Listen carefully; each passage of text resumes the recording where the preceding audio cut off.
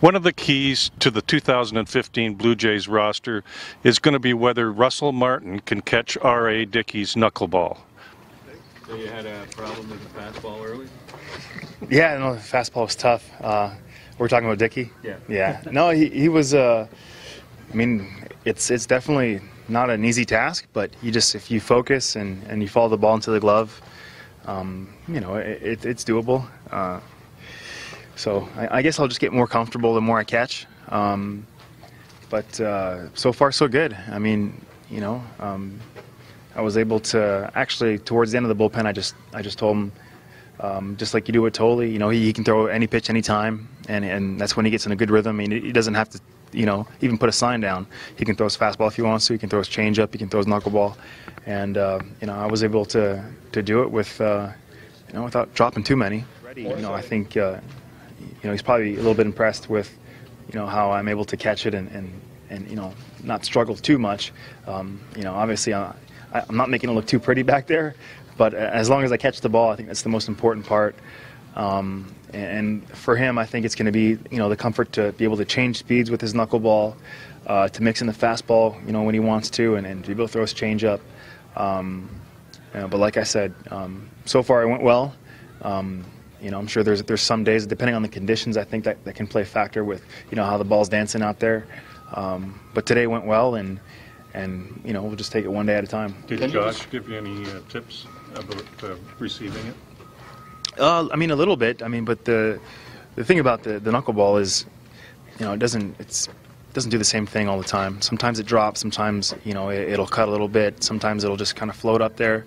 But for the most part, you know, you know, it's not gonna do something crazy that I've never seen before. It's not gonna stop halfway and you know, like make a right turn. Yeah, so it's work. You know, so you know, at the end of the bullpen, you know, you feel like you've worked. You know, compared to if you're just catching a good guy who's throwing, you know, fastball, curveball, slider. You know, you've seen that, you know, a million times before. And that's fairly easy. With the knuckleball, you have to follow the ball all the way into the glove. Kind of like, you know, how I started catching when I was a kid. You know, you really got to emphasize on really tracking the ball all the way through, because it can dance all the way to, you know, the last couple inches. So it's important. I mean, I see pressure as an opportunity, and I feel like, you know, when I'm in the lineup, I feel like I can help the team win. And I don't want, you know, just because it's Dickey pitching today that I'm not playing. You know, I want you know, our manager to have the opportunity to if he wants to put me in, and if I feel good, that I can play. So I just want to give him options, really.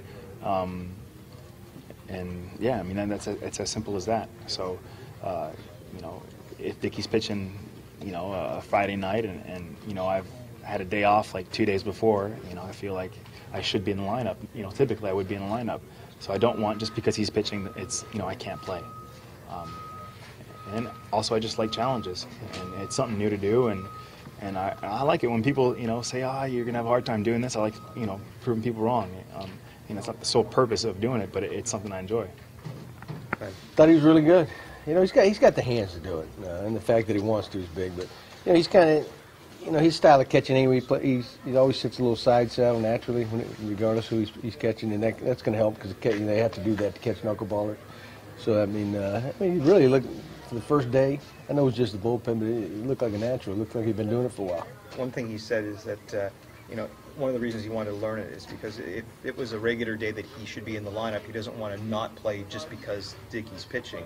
So if it ends up a situation where, you know, he's here and Navarro's here and Tolley's not, then I guess he ends up becoming a guy that would have to catch every one of his starts, not just, you know, if it's a day that he would normally be catching. Is that something that you're okay with?